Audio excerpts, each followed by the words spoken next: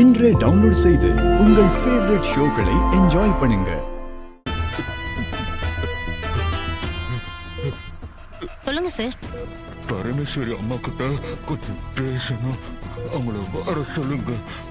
அவங்க கொஞ்ச நேரத்துக்கு முன்னாடி வரைக்கும் இங்கே தான் சார் இருந்தாங்க. இப்பதான் கோயிலுக்கு போயிட்டு வரேன்னு சொல்லி கிளம்பி போனாங்க. அவங்க கிட்ட ஒரு முக்கியமான விஷயம் பேசணும். சரி இருங்க, ஃபோன் பண்ணி வர சொல்றேன்.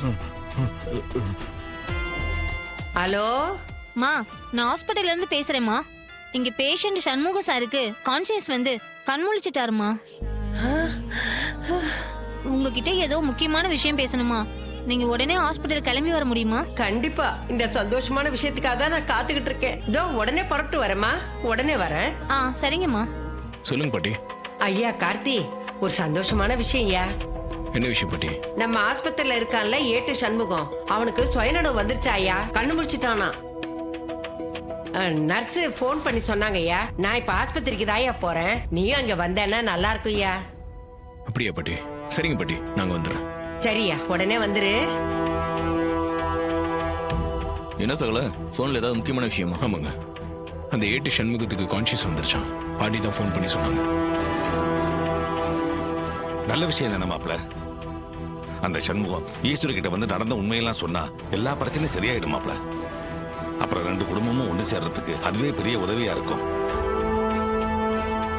ஆமா சகல, இப்போதான் நம்ம குடும்பத்துக்கு நல்ல நேரம் வந்திருக்குன்னு நினைக்கிறேன். சீக்கிரம் போப்பா, போயிட்டு நல்ல செய்தியோட வாப்பா. ராஜா, நானும் உன் கூட வரவா? இல்ல வேண்டாம், நான் மட்டும் போயிட்டு வந்துடுறேன்.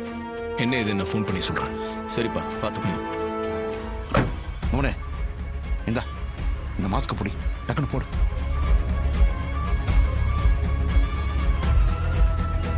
சரி, வா போலாம், வா.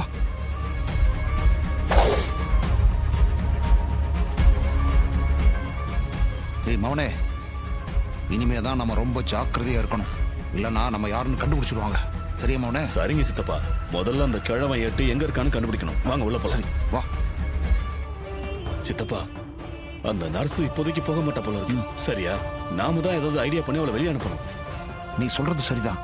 இப்ப என்ன பண்ணலாம்? நீங்க இங்கே இருங்க, நான் போயிட்டு வரேன். மவனே இருங்க, நான் பாத்துக்கிறேன்.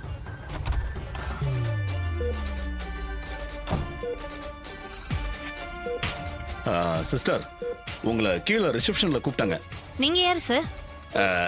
நான் ஆம்புலன்ஸ் டிரைவர் சிஸ்டர். என்ன விஷயமா என்ன வர சொன்னாங்க? தெரியல சிஸ்டர், ஏதோ அவசரம்னு சொன்னாங்க, போய் பாருங்க. சரிங்க சார், ஓகே. போங்க.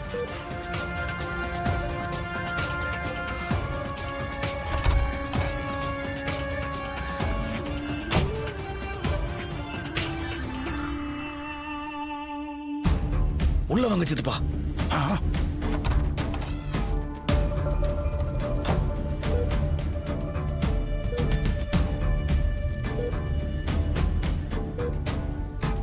மவனே, சித்தப்பா மெதுவா. இவன் காரியத்தை சீக்கிரம் முடிக்கணும்டா. பேசாம கழுத்து நெரிச்சு கொண்டாமோ. சித்தப்பா, அப்படி செஞ்சா நம்ம மேல சந்தேகம் வந்துடும். சந்தேகம் வராதபடிக்கு தான் இவன் கதையை முடிக்கணும், புரியுதா? அப்ப எப்படி கொள்றது மவனே?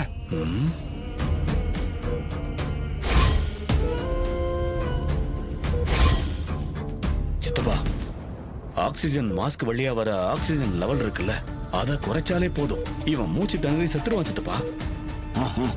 அத யாராலையும் அவ்வளவு சீக்கிரம் கண்டே பிடிக்க முடியாது, புரியுதா? நம்ம மேலேயும் யாருக்கும் எந்த சந்தேகமும் வராது. சரி சரி, அப்ப சீக்கிரம் அந்த ஆக்சிஜனை குறை.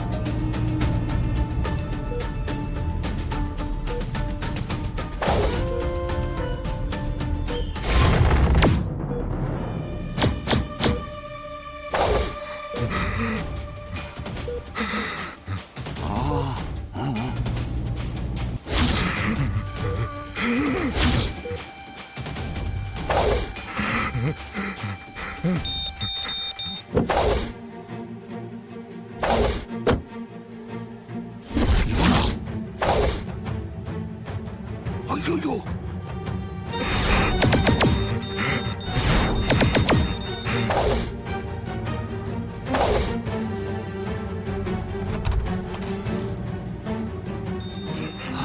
மவனே, அந்த டிரைவர் பையன் வந்துட்டு இருக்கான். இப்ப என்ன பண்றது? சித்தப்பா, இவன் இன்னும் கொஞ்ச நேரத்துல செத்துருவான். நம்ம கிளம்பிடுவோம், அவங்கிட்ட மாட்டக்கூடாது. சரி வா, சீக்கிரம் வா.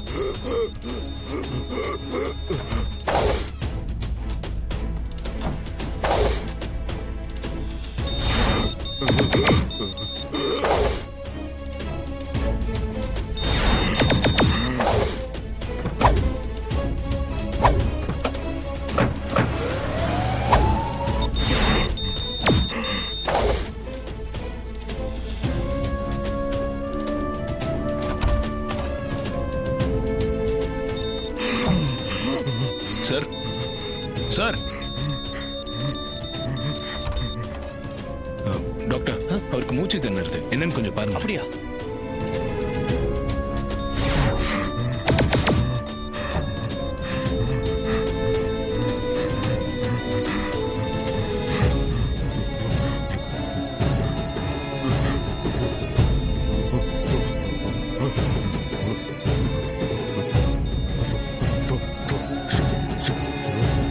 என்ன சார் புரியல.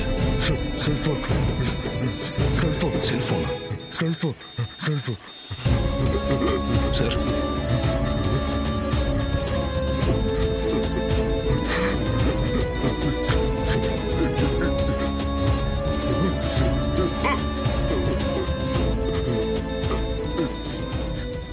டாக்டர்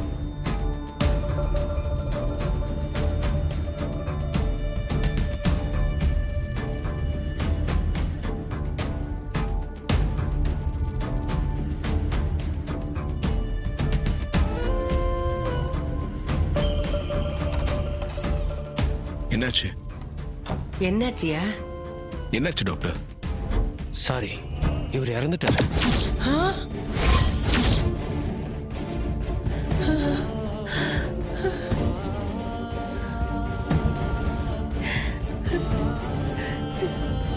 என்ன டாக்டர், அவர் உடம்புல இருக்க குண்டை எடுத்துட்டா பொழைச்சுக்குவாருன்னு நினைச்சேனே, இப்படி திடீர்னு இறந்து போயிட்டாருன்னு சொல்றீங்க. இவருக்கு வர ஆக்சிஜன் லெவலை யாரோ குறைச்சி வச்சிருக்காங்க. அதான் மூச்சு திணறி இறந்துட்டாரு. கொஞ்ச நேரம் முன்னாடி தான் யாரோ இதை செஞ்சிருக்கணும். சார், நான் போலீஸ்க்கு இன்ஃபார்ம் பண்ணிடுறேன். அவங்க மற்றதை பார்த்துப்பாங்க. போஸ்ட்மார்ட்டம் முடிஞ்சதும் இவர் ஃபேமிலி கிட்ட ஒப்படைச்சிடலாம். சரிங்க டாக்டர்.